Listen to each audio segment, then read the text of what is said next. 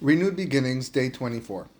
The custom on the night of Rosh Hashanah is to dip the apple in the honey and recite, "May it be your will that you renew our year as a good, sweet year."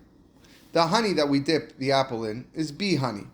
Some people ask, why is it specifically bee honey and not date honey? In fact, the word devash, which means honey, that is found in the Torah, is in the pasuk that lists the species of Eretz Yisrael. It's in reference to dates. Eretz Zavat Chalav Udvash is dates. Why, therefore, are we told to dip the apple in bee honey specifically? There is actually a fundamental difference between the two types of honeys. Date honey comes directly from the date, but the bee honey doesn't come directly from the bee. The bee, in actuality, is an impure animal.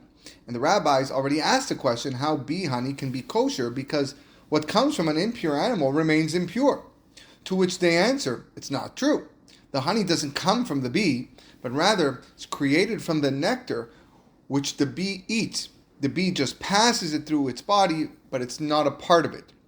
So on Judgment Day, we say the following: Hashem, if we sinned and transgressed throughout the year, we want these sins to be like bee honey, because they're not a part of us.